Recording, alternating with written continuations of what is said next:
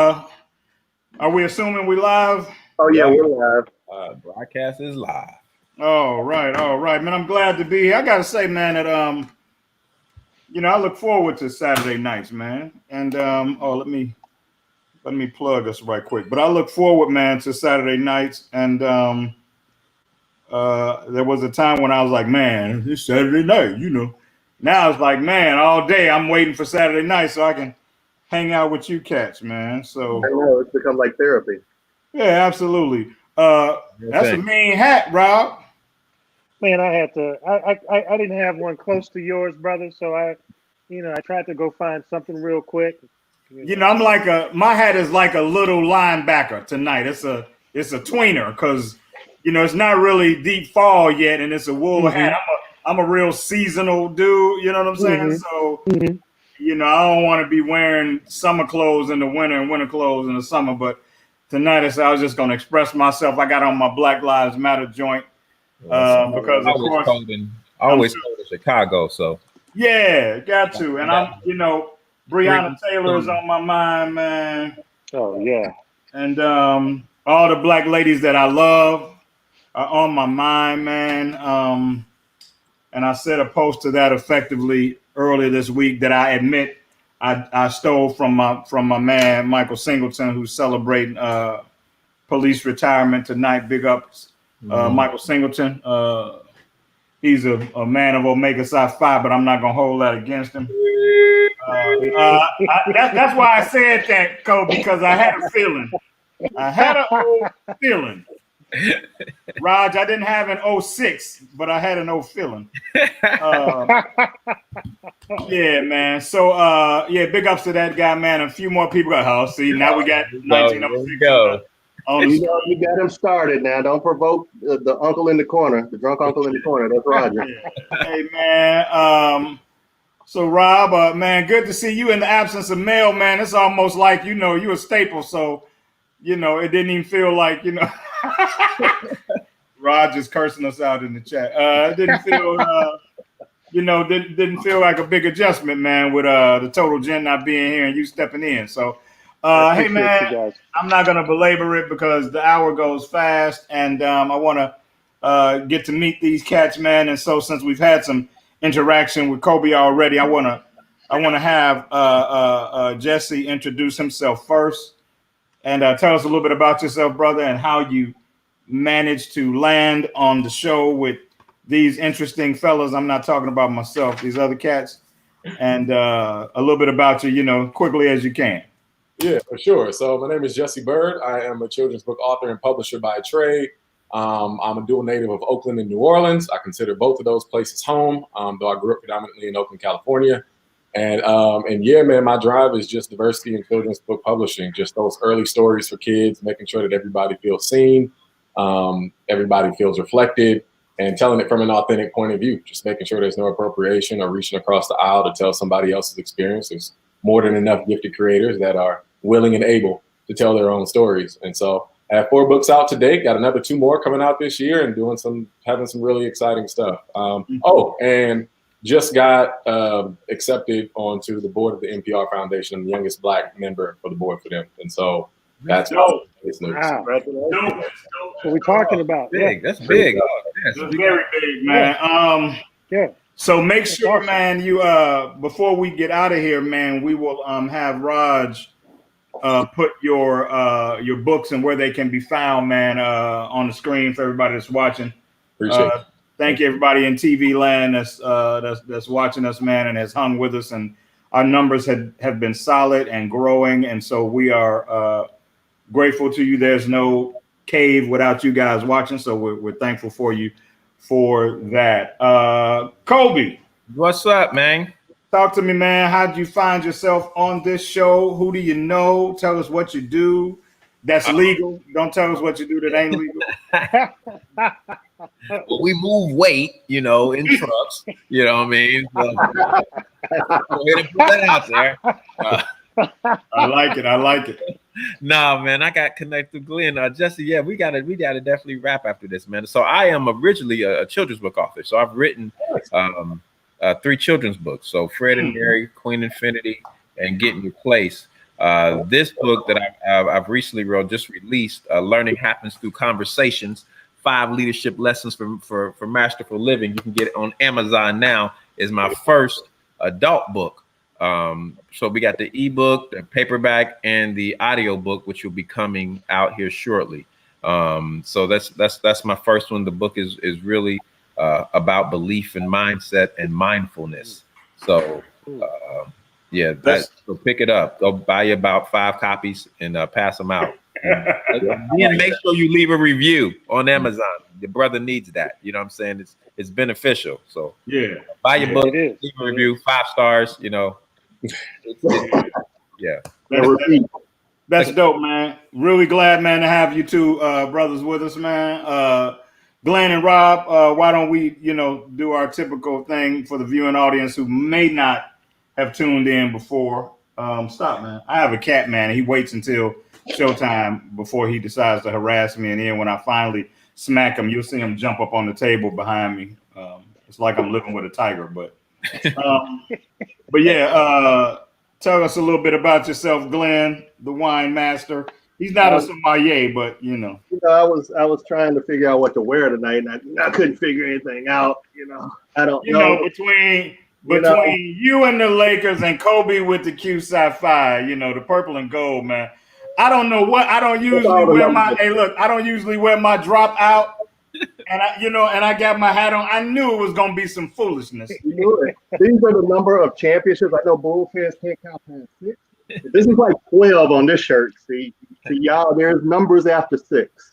That is what happens when you win titles in the 21st century. Uh-oh. Y'all don't know nothing about that. Anyway, I'm Glenn Murray. I'm happy to be here. Well, what were you saying when Mike was winning the championships? Yeah, you was quiet then.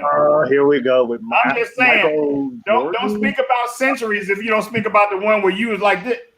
Hey, the Bulls are the Cubs of the 21st century because y'all haven't won a title in about 20 years. Oh, this dude. I'm just saying. All right. Anyway.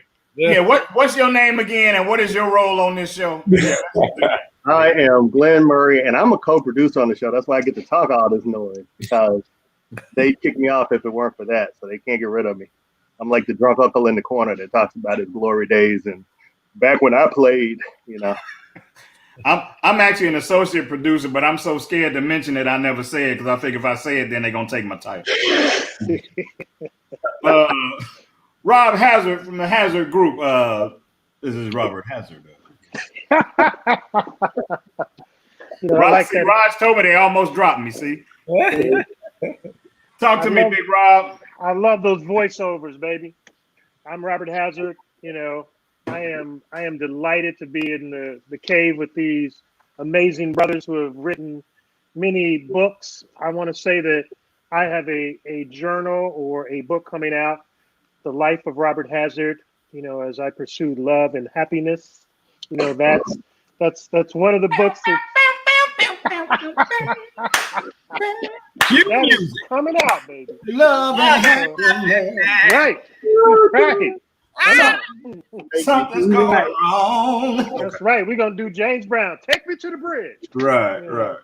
So I'm happy to be here. I actually get to potentially be in a book with Glenn Murray and Jamie Gill that talks about lessons for the little boy. I can't wait to contribute to that.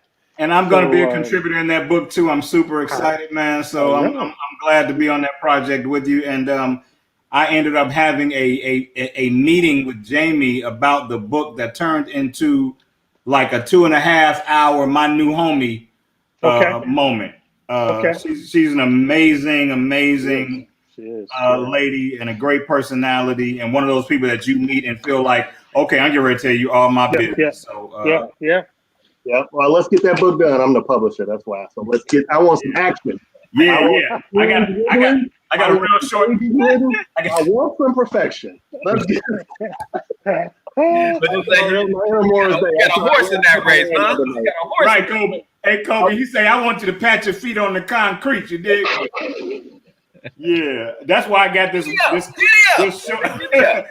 short timeline is because of Glenn that I got. So anyway, I know we got a lot of relationship topics, which sometimes we have to devote a whole show to relationships because it's just a real thing. And I think that ladies who are under the impression that we don't care or don't have a voice or don't have an opinion are usually pretty shocked to hear such strong opinions coming from the men on this program. And so I'm always excited to talk about the relationship thing. Is just a passion of mine. Why, I don't know. It ain't like I'm, got it mastered or nothing, but I just dig. I think we need to talk about it. I think that's the only way we're going to get better about it is to talk about it and learn how to love each other again and realize we are in the same fight and we're not adversaries. And I think as soon as we stop treating each other, meaning men and women, stop treating each other like adversaries and like contestants and like auditioners, I think we'll be much better for us. So, but before we do that, man, I would be disrespectful if I didn't address the Breonna Taylor situation. And so I'd like to hash that out a little bit with you guys. I'll admit, man, that at this point, I'm so numb. I don't know that I can actually even apply intellect to it anymore. Because as a guy who thinks that I am relatively intelligent, I don't, I can speak the King's English to the Queen's taste when I need to. I knew that they were going to hang their hat on the fact that the boyfriend shot at the cops. I did not know it was going to be such a deciding factor, but I knew that they were going to spin it so that it became an out for them. And of course, a lot has happened with Daniel Cameron and his perception and what his relationship is to the Republican Party and Mitch McConnell and all that. But I'd like to just run through it with you guys that are willing to talk about it. If you don't want to get into that, I certainly understand because it's hypersensitive. But if you have something that you want to share about it, I'd certainly love to dial it back. So, Rob, why don't we go across the top for my screen? Rob, Glenn, Jesse, and then Kobe. Okay. Can speak on it. Let's do it. I think it's definitely a tragedy. And but it makes us think about the fact that as men or as Black people that we're not valued, particularly even for her. It's that we're not valued by the police department. It just watching it and hearing about it and leading up to it let me know that we carry no weight, no value with our race. So it's disturbing. We really got to protect our women. That's really what it boils down to. Glenn, what do you got to say? Yeah, and I'll be quick about it. But it was an interesting situation. I was just reading some of the background on it, and Breonna Taylor had no record. She was gainfully employed. She was connected to loosely an ex-boyfriend. And I just wonder, and I lived in Louisville for a couple of years, worked there back in the 90s. And I just wonder, had she lived in a certain back in the 90s when the Bulls was winning? I'm sorry, Mom. But I mean, I wonder if she lived in a different neighborhood in Louisville, would they have executed a no-knock warrant and gone and bust down the door of somebody who had no record for fear that there might be drugs there, even though you knew pretty much all of her background and the background of people when you're going to do a raid. I just think it would have been different. And you're right, I'm numb. I think about a few years back, probably about 5-6 years back, the Trayvon Martin decision, where you were totally stunned by it. And it's that feeling that comes back. And after a while, I just kind of had to turn off TV. But like the last 2 or 3 days, I have gone on a news fast because I needed to, because there was just so much going on. Yeah. You really have to decompress because I wasn't sleeping, honestly, at night, just thinking about it. Yeah, I'm a CNN in the morning guy, and I couldn't do it the last couple of mornings. Oh, me too. Every morning I'm on CNN, I'm on MSNBC. And then when I need a giggle, I'll turn on Fox. But I couldn't do it. Yeah. Jesse, give me some feedback, brother. Yeah, man, it was deeply hurtful. I'm in alignment with, of course, Glenn and Rob and probably just about everybody on the show. And I think I sort of get frustrated with using the letter of the law to absolve accountability when who are the laws written by and for? It's almost like you're basing this on a slanted foundation. And then you want to claim that this is just the law, but laws just don't appear. They're not reign. They're not a common appearing occurrence in nature. There are things that are built by people for people, and they tend to benefit certain people more than others. And so, to continue to lean on that, not to hold anybody accountable, is I spent a little time in the world of tech, and it's the same thing with algorithms. People say algorithms are blind, but of course they're not blind. Algorithms are built by people with biases. Laws are created by people with biases. And so that foundation is that cycle is just getting really frustrated when people can get up on stage and feel so justified in saying, oh, it's the law, as if the law just sprouted out of the ground one day. Absolutely. Kobe, what do you got from? I just think that it's it's more of the same. I think most of us were shocked but not surprised. After when you saw what happened with George Floyd and how quick it came back and they arrested the cops, and this one took so long, we already knew what the deal was.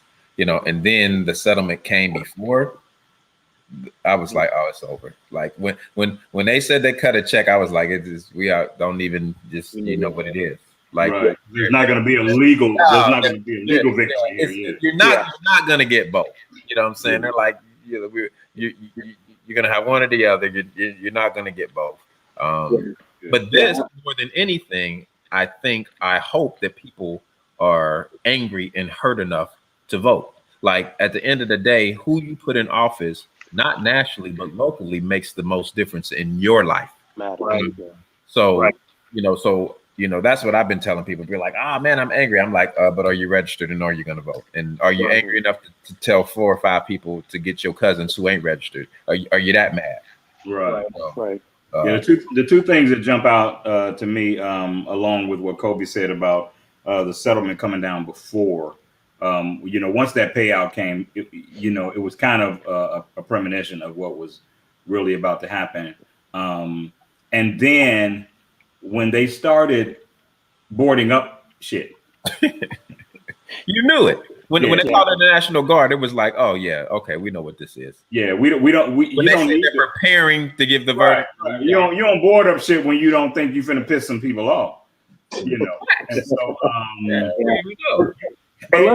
Hey Kobe, you're not gonna spend that money on a maybe. No, you know what I'm saying? That's a lot of money you spending to protect. You got things in the street.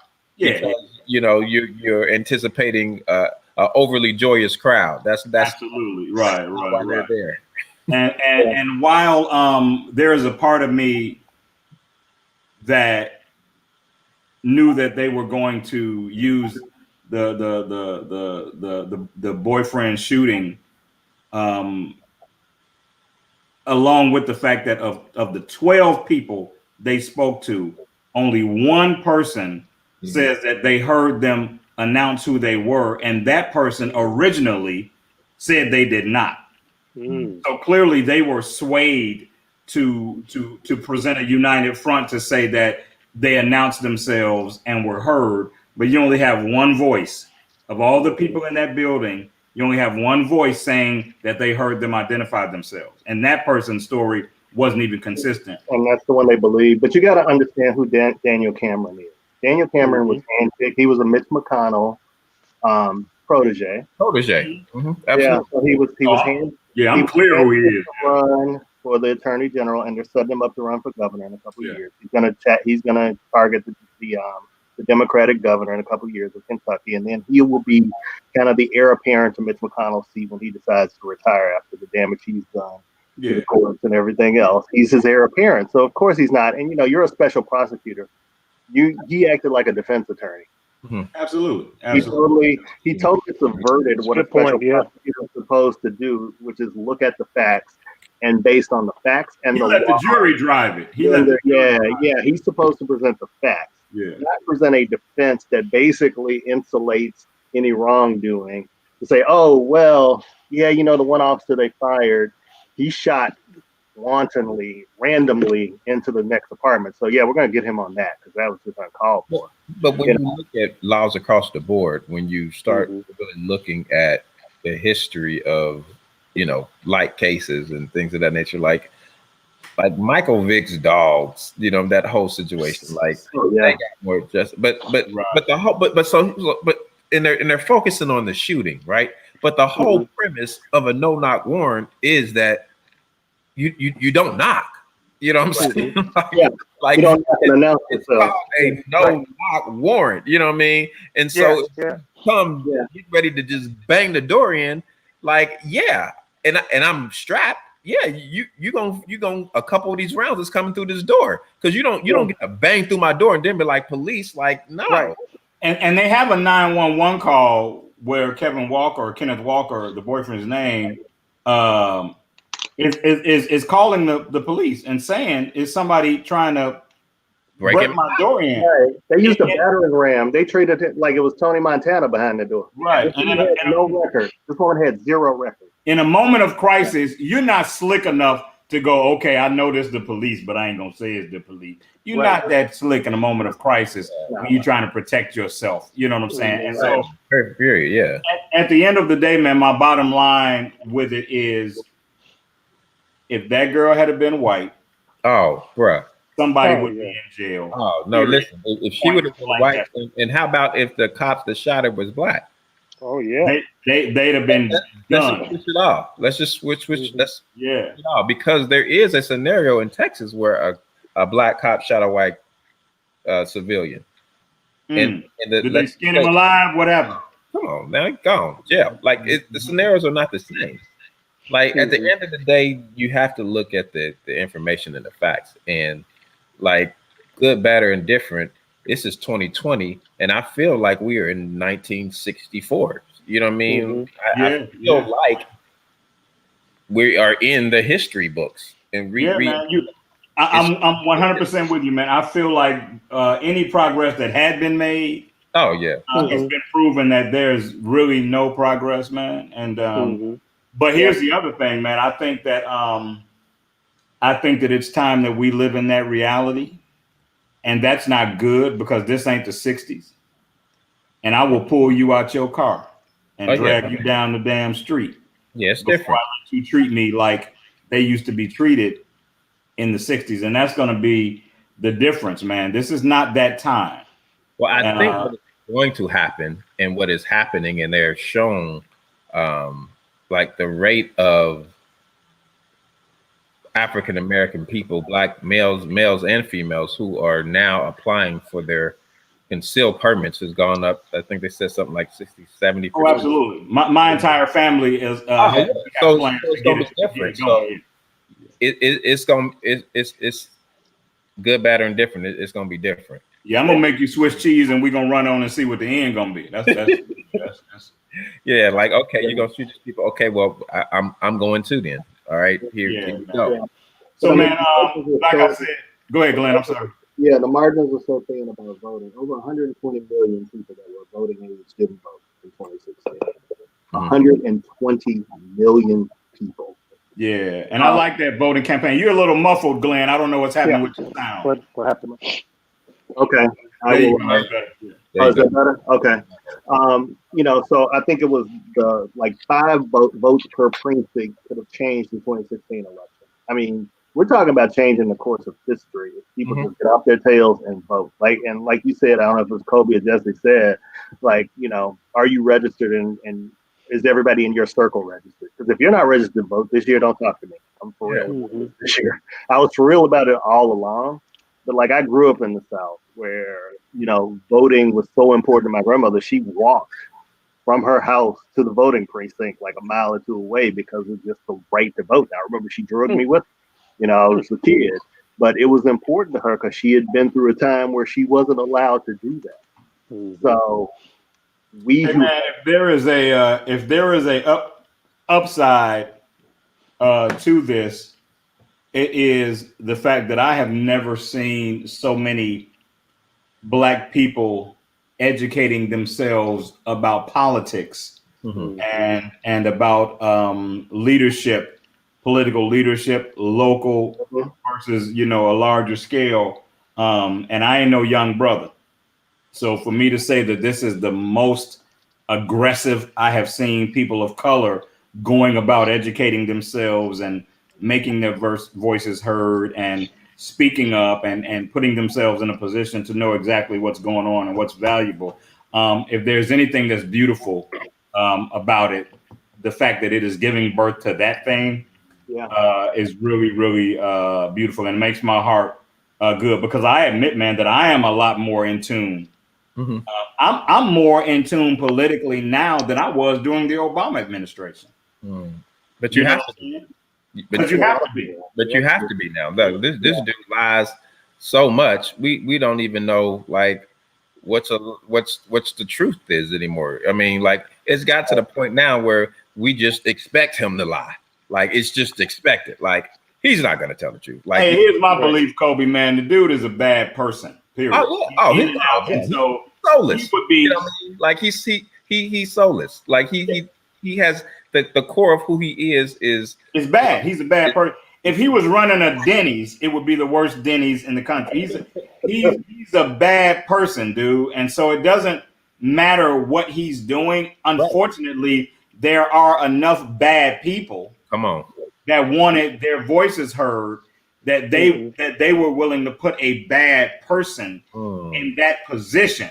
And so that's the other thing that I'm always thinking about. We can never go back, dude. You can't pretend you don't know this. That part. This many people, dude, advocate for this dude. That means that there's a lot of evils. That's the crazy part. That I think that's the incompetence. Yeah, man. Like that to me, like that has been the most awakening, a profound thing is that like how can you support like the ineptness of this dude, like the moral bankruptcy that he represents, dude. The blatant, like so this is the thing. We've had Bush 1 and Bush 2. Like Bush 2 he wasn't bright, okay, but I'd buy him a drink today. I'd buy him a drink. Listen, but he had his daddy's people. You know what I'm saying? So at least he surrounded himself with people who knew what was going on. You know what I mean? So he had his daddy's people. His daddy was like, okay, you ain't that bright, but I'm gonna put my people with you. This dude is like, I don't know nothing, and I'm gonna get a whole bunch of people who don't know nothing. Who don't know nothing too. Around me too. You know what I mean? Like just because you're smart in one thing doesn't make you smart in everything. Like the dude, Ben Carlin, he does brain surgery. That dude, he's a master surgeon. What you do houses? This dude don't even own a multi-housing unit. Like, how you gonna run the hood? Like, there's a whole here. You're a great brain surgeon. That's all I can say about Ben. One thing doesn't make you smart in everything. Absolutely. He's like, yeah, I'll take it. And people are like, oh man, that's a great appointment. Like, come on. Man, W had me ready to move to Canada. Now I wish I could buy him a cocktail and talk to him for an hour. I know. You know what I'm saying? Paying for that dude. Like, this is so. That's my thing. Is just I just hate that he's not smart and he says he just blatantly just says I don't read. I get my information, like I don't read, and people are like, yeah, you know, that's great, that's all right. He doesn't read. I'm like the president, I don't read either. I get my news from TV. Like, but here's what people are gonna do. People are gonna vote for him because guess what? He has been able to do something that the last 3 presidents haven't been able to do, and that's appoint 3 justices to the Supreme Court. So for the next generation, you are gonna have a conservative court now. Amy, whatever her name is about 48. So she's gonna serve for 30 years. But you think about that. That's the difference, and that's why people voted for him. That's why so many. I have a good friend, one of my best friends, love him to death, and he had that one issue, which is right to life, and they wanted those judges, and that's what they've done. That's why people voted for him. That's why this election is still close to this day. It's still close. They don't necessarily think he's smart. Smart people don't think they vote their interests. It's not even about his intellect. They vote their interests. But my concern is if your interest is over like the well-being of people, of the 200,000 people that have died from COVID, of the 1 million people that are going to be kicked off Obamacare once the court overturns that. So if you don't have the human decency, you're worried about an abortion that might happen versus the people that are dying today. I question that. That's my concern. Yeah. Well, I think we could hash that out all night, man, and I don't want to belabor it because the hour goes fast. Believe it or not, for Jesse and Kobe, it's 9:30 already. You might be surprised at that. We know it goes super, super fast. I don't know how it happens, man. I think it's some sorcery or some shit that goes on. I don't really know. We in a time. You know, I'm sorry, Neil's not here, so somebody's got to eat during the show. So you know, right. You gonna fill in for me? I almost did it. from there. I almost did it. Yeah. I As almost meant to get my cheese. My man Pete Salter would say, we might be caught in the time-space continuum. I don't know what's going on. But let's shift gears a bit, man. Last week, right at the end of the show, good brother Daryl, was it Pitts or Pittman?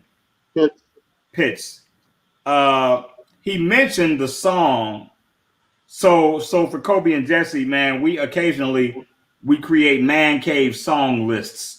And so Mel, who's a DJ, who's the other staple on the show, who's not with us, Mel will give us a genre, and then we will have to give him, for example, 3 songs out of this genre. He may create a configuration where you get one male artist, one solo artist. I got you, Glenn. One solo artist and one maybe duet, something like that. And so we did Love Songs Volume 2. And Daryl suggested Come On and Go With Me, an old Teddy Pendergrass track. Right, exactly. Please, I cannot stand pressure. Right. And so, right. And so he talked about the reason that song was so meaningful for him was because the dude kind of had to work her. You know, when he was first talking to her, she really wasn't feeling him. And then, you know, by the end of the song, you know, he's charming enough.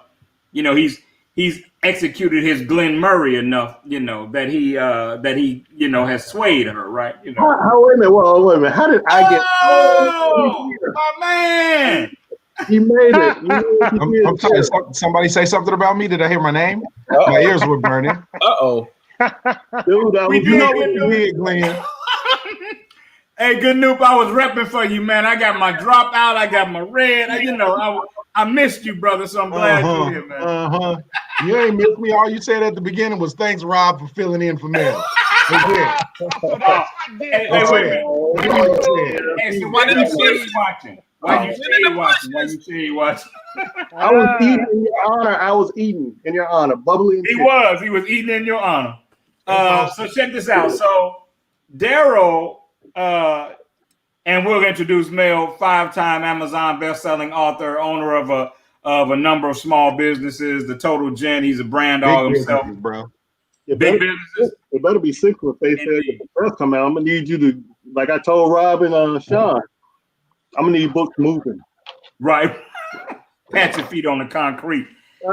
And Mel, I want you to know that before we done, I want you to know I got my little acting chops out there this week, but we'll talk about that. So no doubt. Yeah. So anyway, man, Daryl was talking about the whole culture of the song "Come On and Go With Me" and how he basically worked the babe. You know, he worked until she right. You know, and so this became my question.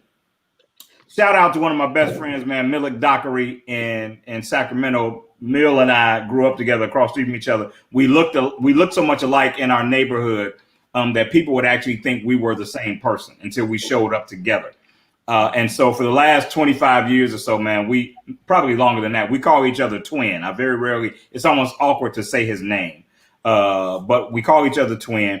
And he's in Sacramento, man, and he has married one of the most amazing women you will ever meet. And so in meeting her, though, he met her at the gym.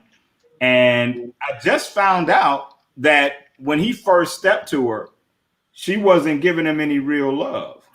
It wasn't a hardcore rejection, but it wasn't a I'm totally with it kind of vibe, right? And he was so smitten. He used to tell me about this babe before he even knew her name. That's how smitten he was with her. Now they're married and they have 2 boys along with her, the daughter that she had from a previous marriage. Beautiful family, man, just melanin popping all over the place. So, but he told me, man, that he kept on, you know. And I told him, I get that, you know, but I'm the kind of dude, man, at my season, right, Jesse, at my season, if I holler at you and you say I'm not with it, I'm not going to try to wear you down. I'm going to figure you know exactly what you want and what you don't want. I'm going to respect it. I'm not going to be in 8th grade and call you the B word as you walk away. You wasn't the B word when I was trying to get with you. I'm going to respect the fact that you're not interested, and I'm going to move on. But some guys are from the culture that, hey, if I really want her, you know, barring a restraining order, you know, I'm gonna keep coming. And I'm sure there are some ladies that are like, okay, he hollered at me once, whatever. He hollered at me 2-3 more times. Maybe he's really serious.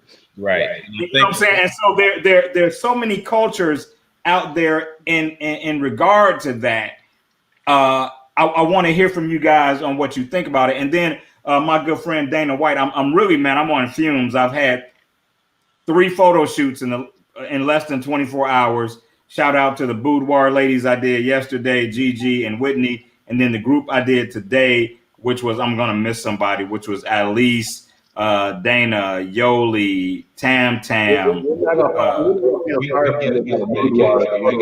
Crest, and Tanya. Right? Yeah, because I'm gonna get in trouble. And then I had another marketing shoot with Rolanda when I got home. So I'm spent. But Dana offered another perspective that, you know, sometimes you might holler at a lady and it's just not a good time. So she's not necessarily rejecting you, but you know, it's 8 o'clock in the morning. She's running a little late for work. You trying to holler. She really can't switch gears enough to give you that energy. If you catch her at another time, she might be a lot more receptive. So it's not really a hardcore rejection, you know. But I like to hear from you guys when it comes to that. And since Mel just got here, and I usually I'm gonna jump in and jump out because I'm in Texas right now at Southern Methodist University, visiting my daughter who is an All-American track athlete and an Olympic hopeful. Man, tell her we love her and we are championing her and wishing the very best for her. Yeah. So here's the thing, and I just looked in the comments and Jamie Gill said something. At least I think it was Jamie. I was scrolling real fast. How like women don't want to be approached at the gym. You know what I mean? Like if you in there trying to focus and do your thing, some dude trying to talk to you, you gotta realize it's probably 10 other dudes that seen her in yoga pants that said something and said the same thing. So I think to a certain degree or extent, the whole cat and mouse thing, you know, the initial push off to see, all right, you say you're interested. Like if it's a hard rejection, that's one thing. Right. If it's a thing of like, yeah, nah, this ain't it, not interested, whatever. But if it's kind of like, boy, gone, you know, gone, but don't go too far, you know what I mean? That type of thing. Then it's like, all right, you know, because of course it's, you know, it's kind of like that whole gatekeeper mentality for those of us that have ever been in sales, right? And you're trying to seal the deal. The gatekeeper keeps you from talking to the decision maker. Well, her initial contact. You never take a no from somebody you can't take a yes from. Right. Exactly. So to a certain degree or extent, that was her gatekeeper trying to see if you legitimately wanted to talk to her, or if you were just looking at her in them yoga pants. Like, do you want to get to know a little bit more about her, so forth and so on. So I can see that. Now, if it's rude or if it's, you know, something else or whatever, that's a little bit different because I am of the mindset that I will court, but I will not chase. And there's a difference, right? If you are chasing something, it generally doesn't want to be caught, right? If you're chasing something, courting is a little bit different, but the whole chase thing and, you know, all my life, I got to fight to prove my love to you. I'm not, you know what I'm saying? Like at this age, and my birthday's coming up too. At this age, it's like, I'm going to put everything on the table. I'm going to tell you everything I'm into, everything I'm not into. Give you enough information to make an educated decision. Either we down or we not. That's it. You know, but initially in getting to know somebody, I can't tell this story now because it's public. But I'll tell y'all at a later date some stuff. When y'all close the show down, I might come back in here and tell y'all the funny story. But that's my take on it. Jesse, let me hear from you, man. I haven't heard from you much tonight. I want to make sure you get engaged, brother. I didn't ask Kobe or Jesse before we addressed this, whether or not you guys were married, engaged, involved, whatever. But Jesse, I'd love to hear from you, man, on this. Yeah, man. I am married, 3 years. Been with my college sweetheart for, almost 11. And so, but I'm on the same spectrum as you, Sean. I know people all, on all sides of the spectrum. I'm on the same spectrum as you where, the first time I approached my now wife, she wasn't giving me the time of day. I had dreadlocks, and that just wasn't her vibe. At the time, in California, we had something called the hyphy movement, where everybody had dreads around a certain age. It was linked to Hey, man, I had them for 11 years. I get it. So So, but my wife wasn't really feeling that. And so I thought that the ship had sailed. I'm kind of like you, where it's like, all right, well, we had class together. I sort of made my approach, and it didn't go. But then when I cut my hair, it was a different conversation. I think she finally got to actually see me as opposed to seeing my hair. And then we hit it off and been together ever since. But I agree with you 100%. But that's also a part of my constitution. I'm more reserved, and if I make an approach, it's calculated, it's considered. Like, I'm not just shooting off into the breeze. Like, I want to talk to you. And I think that's part of the problem, if I can call it a problem, is, and I don't blame ladies for that, but they don't know what your fiber is. So they don't know if you just finished hollering at a babe or you've been laying in wait watching her. They don't really know. If it's thoughtful or reckless. Right. And so they have to respond to, it's a numbers game for them. And I think that they can get desensitized because they are constantly come at. Right. So they don't necessarily know that this dude has been laying on me and it really is trying to wife me, versus this dude who really just wants to smash, but he wants me to think that he wants to wife me. You know what I'm saying? So it's way more complicated than the surface, which is why I respect the whole ideology so much. Even though I'm committed to where I am, I'm not. If like Mel said, if it's a laid back, it's not a hardcore rejection, then I'm gonna keep that in mind. You know what I'm saying? But if it's a hardcore, you seem like you real clear. I'm not. Why would I do that? Why would I? You know what I'm saying? Like, why would I set myself up for that? Right. It's I don't really get that. Man, Rob, Kobe, let me hear from you guys on it. The time is 9:42. I just want to make sure you guys know it. Let's run through some perspectives really quick, man, and get something else in before we get out of here. Before y'all do that, I love y'all, but I'm gonna get back to my baby girl. I was just jumping in to say hi. Hello, Cave, loyal watchers. Rob, thanks for filling in. You other two brothers didn't really get a chance to holler at you much, but I've been peeking in and out the show. Y'all are doing a great job. I'll see y'all next week on the Cave. Peace. Thank you, man. Thank you for being here, yo. Mm-hmm. So where were we? Were we talking to who? I think we were talking to Kobe. Come on, Kobe. Oh yeah, well I'm married. I have a wonderful wife. It'll be 8 years for us on Monday. So boy, you on TV? Awesome. You better say it's wonderful. Congratulations. Happy anniversary. Yeah, man. That's awesome, man. Yeah, happy anniversary to you. So it'll be 8 years for us on Monday, and we got two little people. We got a 6-year-old and a 4-year-old, and two little people. Yeah, man, two little girls. They pray for us. This is their problem. The whole nother show, but yeah, I bet. Yeah, man. I think most women want to be. I don't want to say chased, but at least pursued, because they want to feel like you really want them, and so it's that whole piece of, the yoga pants are a real thing, bro. Like, so. I mean, you ain't got to have a whole lot. You put on some yoga pants. I mean, you ain't got to. Hey, hallelujah! What's up? Right, you see everything now. How you doing? You know what I'm saying? So, they know what they're doing when they put them on. So yes, sir. She like, I already know it's the yoga pants. It ain't. Yeah. Designer yoga pants. Yeah. So I think all women kind of want to be chased a little bit. Hey, Rob, you've been asked what's your approach, right? I know. You just super hey, Kobe and Jesse, I call Rob, man, he's the car salesman of love, because his whole vibe is like, yes, it's smooth with it, huh? I'm a lover. He always puts his selling points up there when he talks. and brothers, just so you know, it's got me in trouble. I'm sure. But you know what? I'm gonna be that guy that's in the background just watching first, because I don't want the woman that everybody else wants, right? And I'm not gonna step to her if everybody's stepping to her in the gym. I'm gonna, check her out on the fly and see what's happening, and then I'm gonna have some smooth comment, whether it be, do you like macadamia nuts, cookies, or something. Where can we go to, do you need help you know, lifting those weights up. Hey, I never knew a comment. I never knew anything having to do with macadamia nuts could be smooth, but now we just everything smooth. Yeah, I was just at Subway, you know, earlier, so maybe that's why it's fresh in I my Ron head. could be talking about a colonoscopy and he'll make it sound like an interlude. I get it. Yeah, but those are my thoughts, man. I love women in Lululemon when they wear those, you know, those outfits, you know.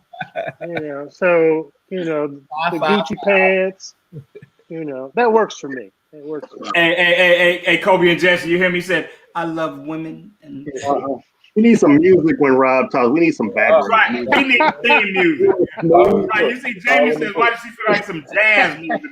Yeah, there needs to be some. Like, yeah, Jamie just said it perfectly. Just without something, there needs to be some. Women are amazing. They like Snapple. They made for the best stuff on earth, man. You know? Oh man! I like that, Kobe. I like that. Hey, That's the toast right there. Right. hey, man, the hour is 9:46. I want to switch gears a little bit, man, and talk with you brothers about dating on the internet. Whether or not you're open to it, what you think about it, and I'm gonna flip it. I usually wait and share my thoughts last. I'm gonna lead you guys in with what I think about it. Okay. I've always been comfortable with it, but I do think that it's not. So I make it no point, dude. I'm not Idris Elba, and I also don't have Idris Elba's bank account. And so what I will say is I don't think that it is the platform for the common man, right?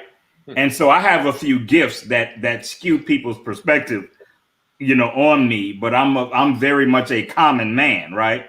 And so I don't think that it is the place for the common man because when you have a pool that big, my belief is why wouldn't you be looking for a superhero when you have a pool that big, right? So who is going to have a pool of 6,000 and pull out the struggling creative out of there to love? That's illogical for me. So I think that that's for ladies, right? Because I think that they're looking to hit the home run in a candidate pool that big, and why wouldn't they? And so unless you're bringing those kinds of things, and let me be clear, I think that those things are often smoke and mirrors. Right. They don't speak at all to the quality of man you're getting, right? But if you're the kind of lady whose attention is captured by that kind of thing and hasn't made the separation that you can get a dude with a lot of shit who's a piece of shit dude, right? I'm just being real. Then, you know, guys like that, and of course their profiles are going to have pictures of their cars and pictures of their houses and all that type of shit. I think that it bodes well for them, and probably even bodes well for the fact that they don't really want anything more than what they want, which I'm just going to, you know, package it like that. But other than that, I think it's a great way to meet people, man. I think that you have to be conscious of the fact that there is a space of provability. I'll say that. I'll make that word up. That is absent from real time connection. So I can meet somebody in Target, right, and I can get a sense of who they are as a person. But if I'm meeting you online, it's going to take me a lot longer to get an idea of what your spirit is really like, because you have the ability to create a persona, right, a bit better, you know, than you would face to face. But I can't knock it, man. I have met ladies online, man. I've had relationships that were giving birth to ladies that I met online, you know, and the fact that it wasn't successful to me means nothing, because I've met people face to face and it wasn't successful. So, you know what I'm saying? Yeah. So you guys talk to me. What you think? Kobe, let me hear from you first, big dog. I think technology is amazing. I do think there still needs to be some things that are done belly to belly. You know what I'm saying? And not saying like that, but like face to face. Like you need to feel somebody's energy. Right.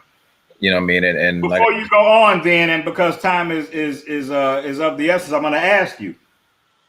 So, what if, man, the babe that and this is not your situation now because you're in a married, successful marriage, but there's a babe in Alaska, man, that is an exact match for you, and all you have to do is be open to a little conversation, and then maybe a plane flight.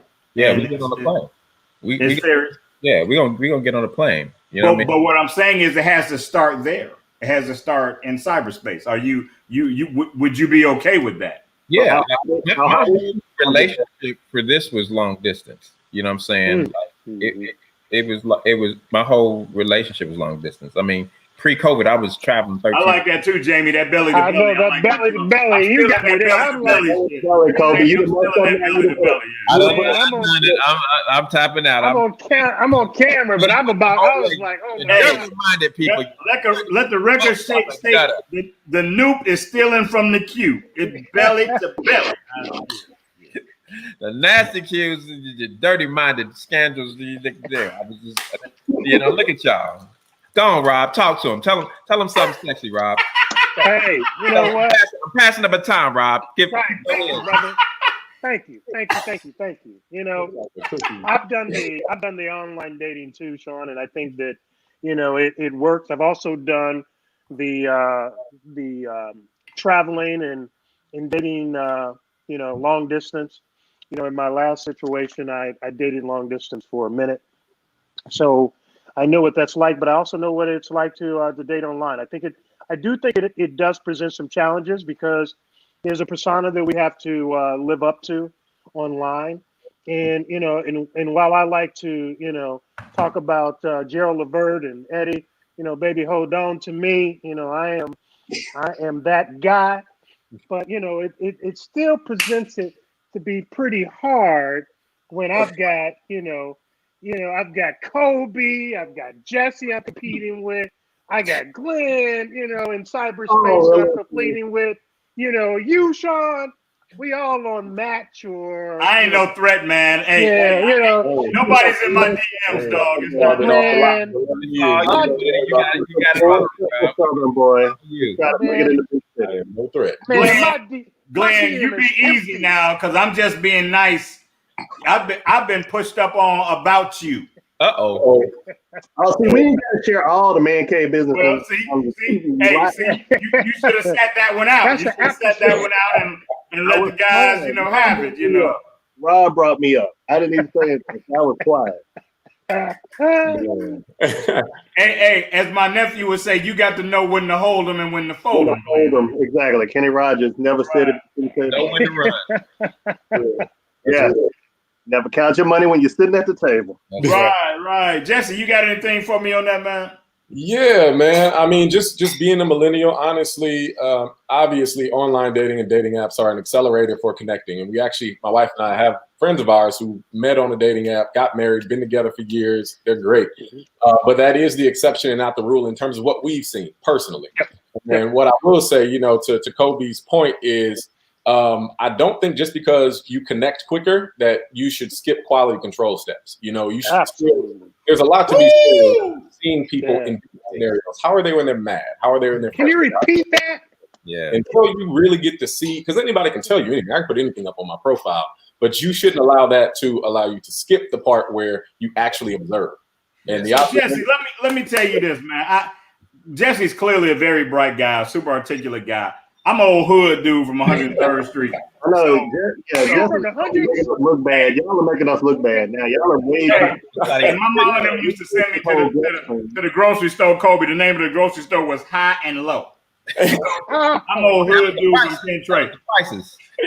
Man, and so I have been saying what Jesse has just said, but not nearly as beautifully. Yeah, right.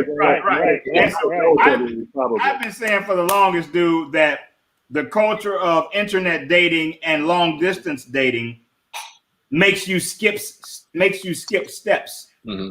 And so when you would methodically go A, B, C, D, E, if it was somebody that was local and you could engage with them regularly, because there's a factor of missing them, there's a factor of making up for lost time, there are all these other variables, you end up going A, E, G, and it's B and C and F and I that's going to beat that ass, right? But here's the problem, Sean. Here's the problem, because there's levels of internet dating. There's like the eHarmony dating, and then there's Facebook Live. So when I shop for good suits, I shop at Nordstrom. I don't go to Walmart for my good suits. So depending on what you want, determines where you shop. Because if you're going on Boy, Facebook what did you just say? you might find something in the bargain bin What? that is good. Oh, If you really want quality, you're going to shop at the quality store. what you pointing at, Glenn? What you pointing at when you say you really want? No, I was making body a language. point. I was making a point with my Okay, hands. because your body language looked like you were pointing in a particular direction. No, it was my preacher hands. I was doing the preacher thing. Is that what you were doing? I come from a long line. Fosse. You're I Fosse. with my hands. I come from a long line of preachers. Okay. Is that what? Okay, all right. I'm just saying. But you don't shop at the bargain basement if you really want quality. What that dude? Right, Jesse said. I didn't say it as eloquently as Jesse. Like I said, Kobe and Jesse have raised the intelligence level of the show. We gotta think about this like that because they making us look bad. Yeah, they really have, and I'm offended by Kobe's presence, him being a Q and all, and being that articulate, and You got the year right, just the wrong end. Like you was almost there. Well, I always say y'all want to be in the back anyway, so it all works. Because Roger's gonna start putting up 1906 in a minute. You know he gonna There you go. in the corner. I think about the only thing we have not had on here is an iota, but A what?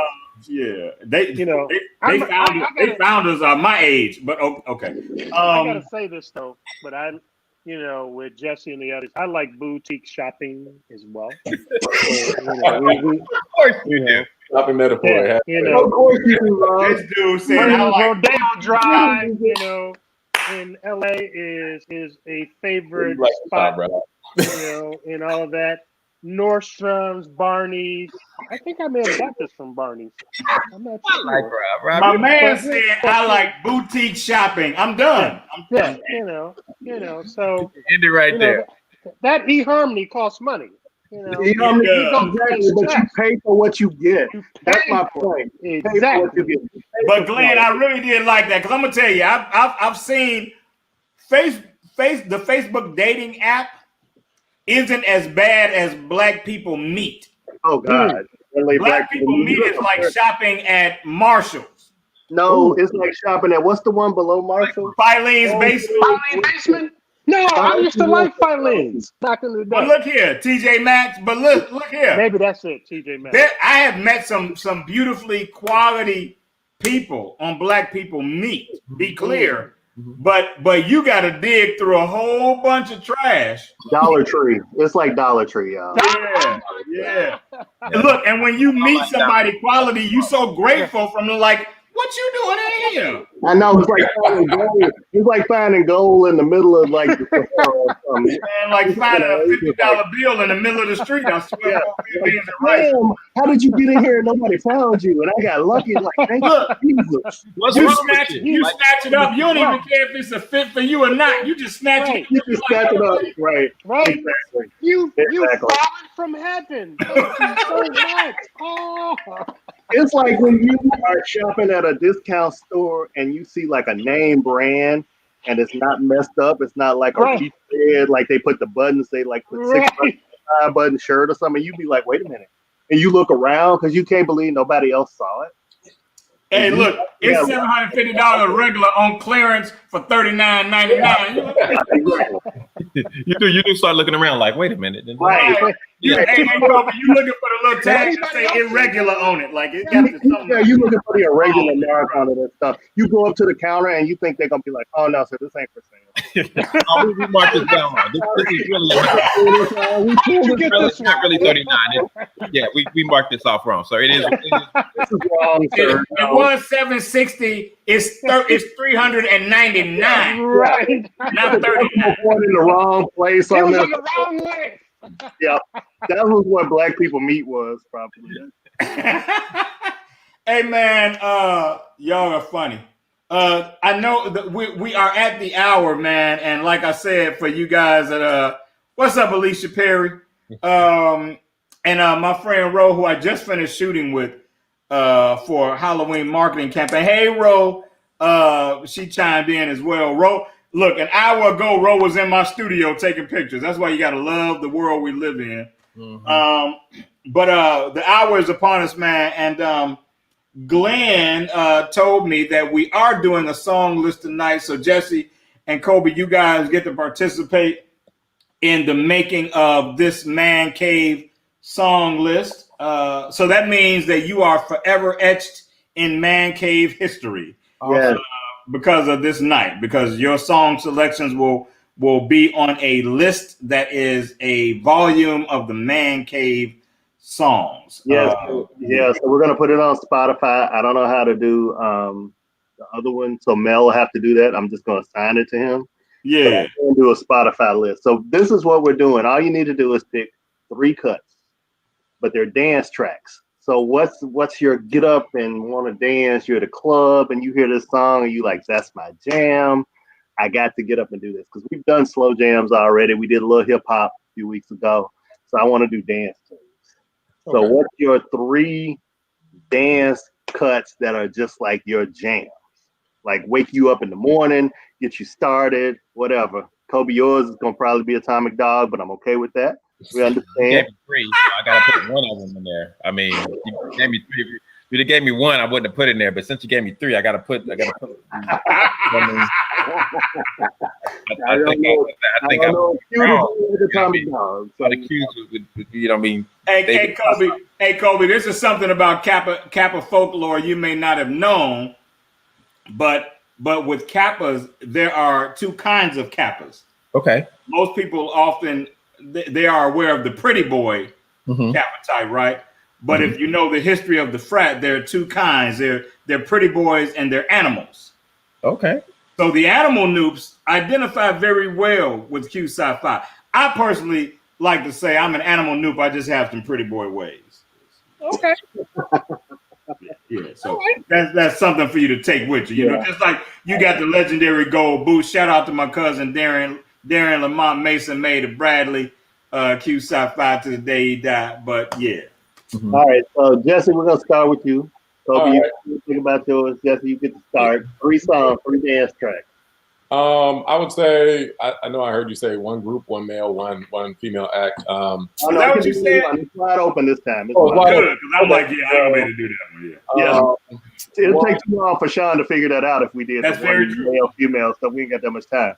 All right, let's get down, Tony, to rep from my own. Nice. That's real good. That's real good, Jesse. Yeah, that's not bad, right? You Don't Have to Call by Usher, the remix with Luda. Oh, you almost see Jesse.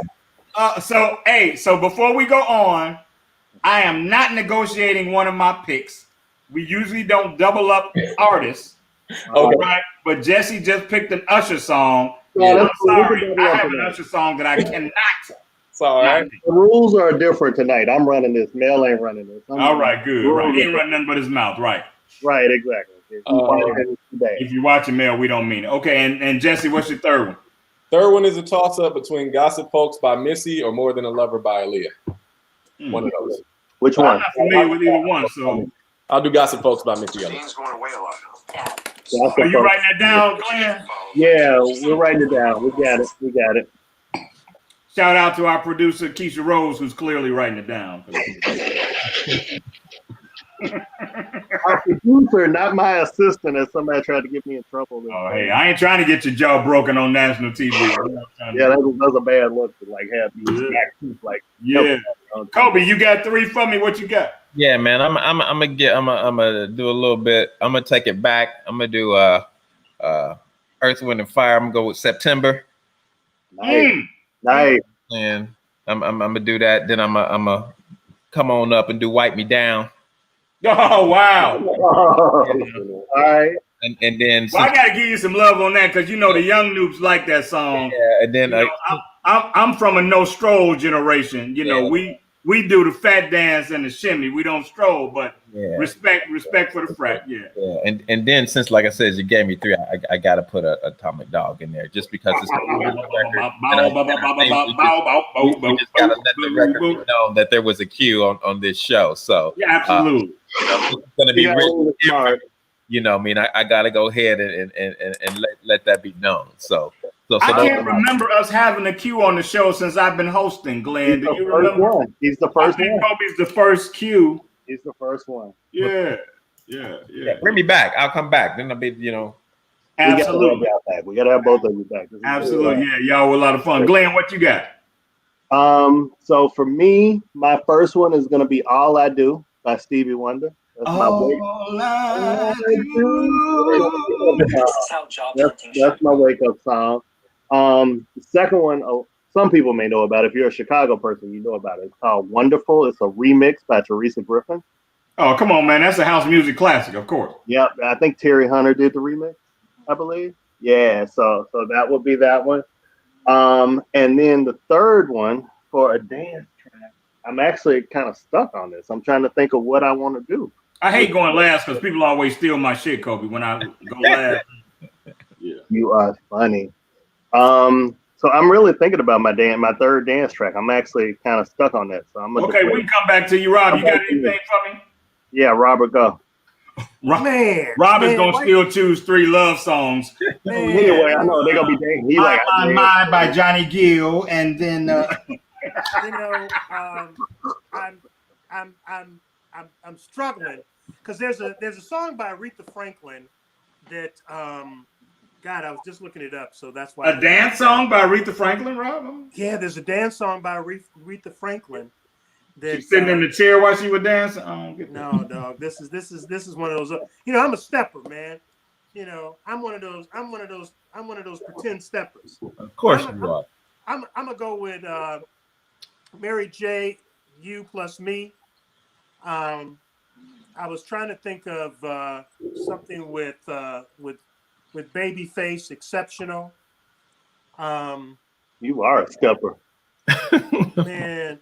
Yeah, I'm a stepper. Robert is keeping it smooth no matter what. Like women love Robert. This is why Robert is the most popular member of the Cave. He's not even technically a member of the Cave. He's a guest. Man, I'm gonna take that one from you, brother. I appreciate it. You got to come back to me. Okay. I'm gonna drop 3. Mine. All right. I'm gonna drop my 3. The first 3 that came to me. And first, I'm gonna shout out my new best friend Jamie Gill because she put "Bad Girl" in the comments, and man, let me tell you, Jamie, stop being fast. If I hear "Bad Girl," I may get out of the car on the expressway. Oh, like that. It's like that. Like if we were defining this by the song that you feel like you got to get up and dance on, what you know about it? What? Oh my God, I will lose it. Right. So that's my first one, and then of course the Noops do their thing on that song. So so I feel you, Kobe. My next song, somebody else put in the chat. We're gonna go with Superman, Black Coffee. Okay. Yeah, and I'm gonna blindside you with this next one. I don't think y'all ready for it, and I know this is an unpopular cameo on this song. We're gonna go with "It's Your World," J Hud with R. Kelly. Oh man! Oh no! That is my song. Right I almost did "Body" by R. Kelly and Jay-Z. That was almost there. If it worked for the R. Kelly thing, I would have done it. Right. But hey, look. If I don't get out the car on the J Hud "It's Your World," I'm gonna at least slow down and stop on the expressway. But then I'm gonna go where I'm going. But if it's Usher, I'm gonna get out and leave my car right there in the gate. Okay, I got my third one now, and don't be judging me. "Erotic City" by Prince. Wow. Okay. Don't judge Hey me. man, I worship Prince, so you Me can too. do no wrong. You could have chosen "Scandalous," and I'd be like, okay, that works. It was almost "Sexy MF," but "Erotic City" is like the baddest beat. The 30 is nasty Prince. I know before he became a Jehovah's Witness. I don't care. I love it. I just watched the whole Sign of the Times concert. Right. It was Hey amazing. Jesse, you could have said Prince, do me, baby. I've been like, yeah, I can dance to that. Yep. So Erotic City by Prince. That's my third one. All right, Rob. Who's missing? Man, I can't think of anything. Give me some Usher or How about Before I Let Go? okay. Beyonce, even though I'm amazed. Always work. Kobe, okay, well, we're going with the Maze version. I'm taking the high sign. He gave me the itch. But Kobe, you know what that takes me back to? That's one of those love things, right? Yeah. That would have been my third one, but since y'all said it was going to infamy, so I had to put the Atomic Dog in there. You know what I'm saying? Really, the third one. To make his mark. Hey, once we said you were being etched in history, huh? Yeah, I was like, you got to put the cues in there. You got to let it go. I got that, baby. I got that. So we solid, Glenn. We got everything from everybody. We good. I'm gonna put all right. Hey, man, before we get out of here, and I'm gonna put this in the chat real quick. Production team, I'm gonna put the search bar, the Boolean search that you would use. I want you guys, man. I'm petitioning you guys to support my nephew, man. He just released his debut short film. It's 9 minutes and 42 seconds long, and it is part of his application to get into grad school as a film studies student. Nice. And he released it last night. It's already got more than 300 views after just releasing it last night. So it hasn't even been up 24 hours, I don't think. Maybe just over 24 hours. You see it on the screen there. If you go to YouTube, if you're a Facebook friend of mine, I posted it last night. It's less than 10 minutes, and your man is acting in it. All of my unhandsomeness is all in the screen. I would only do that for my nephew. But if you can find it in your heart, man, check my nephew out. Wish him the best. Leave a comment. Shoot me a comment that I can share with him. Shout out to Uriah Brown, who actually starred in it. I co-starred in it. Yeah, man, real proud of my nephew, man. 22-year-old, devastatingly handsome young man, amazingly intelligent, and hungry and ambitious man, and getting ready to do his thing on the filmmaking side. So this is where he gets that thing going. So we're trying to get him in a grad program. He graduated from DePaul University, DePaul with the W, in Greencastle, Indiana. Just this past summer as a film study major. So. Yeah, man, just real excited. My whole family is excited. We did a whole viewing party last night at my brother's crib. It was real cool, man. So shout out to B Mace with the $1 million face, my nephew Byron II. We call him Big.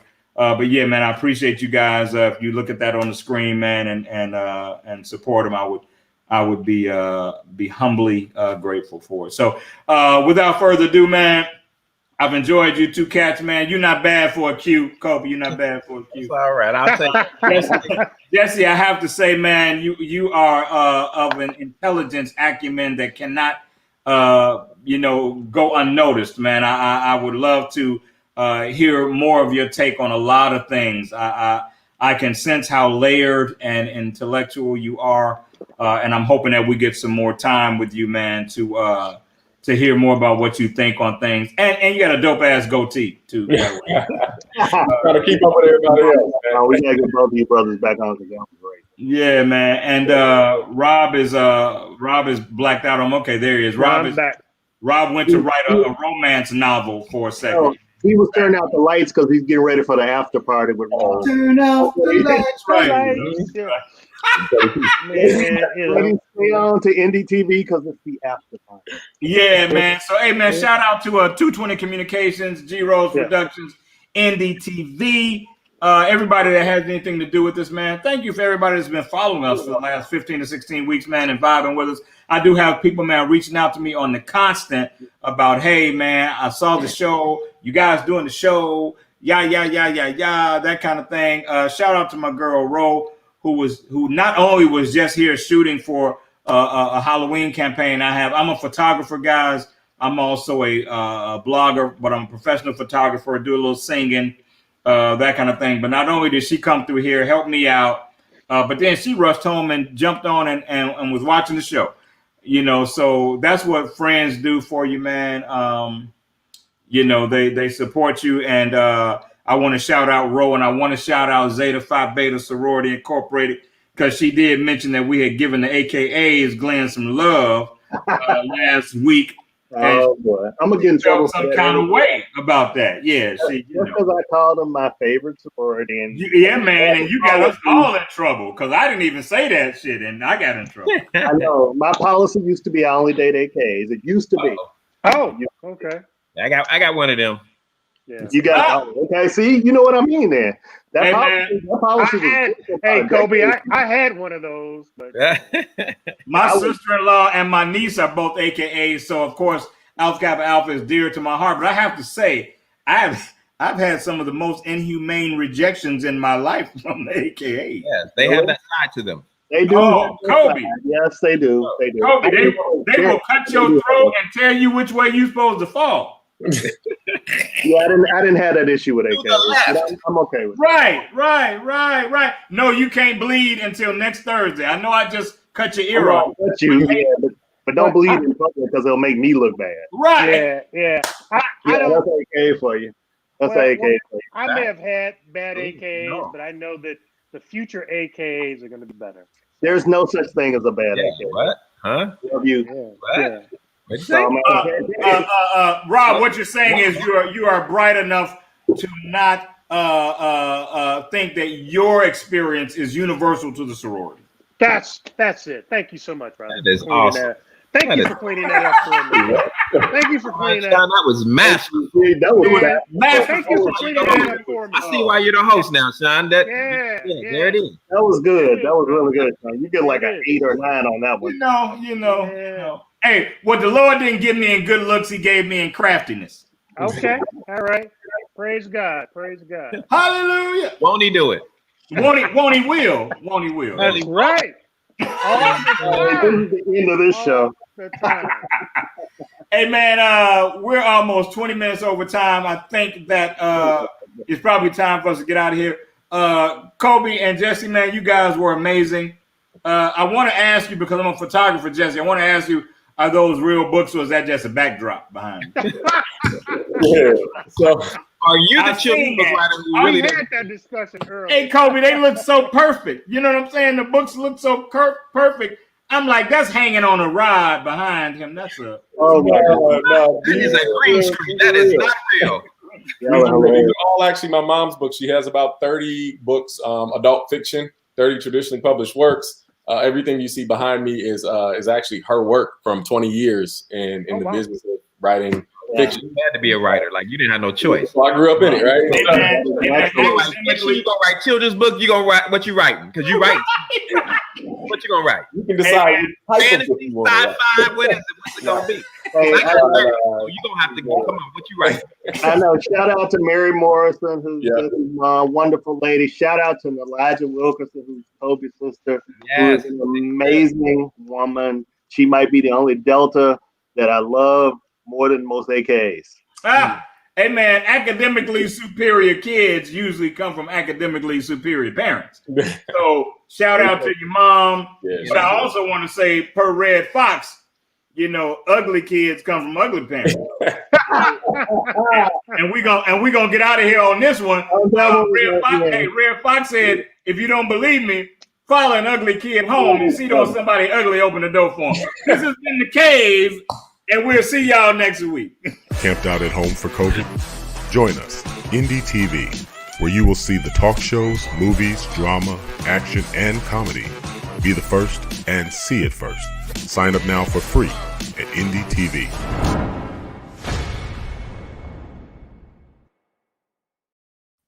Good job, guys. Good job. Glad y'all hung around. I meant to tell y'all to hang around so we can thank you one more time off screen. Really, really appreciated you guys, man. Y'all were awesome.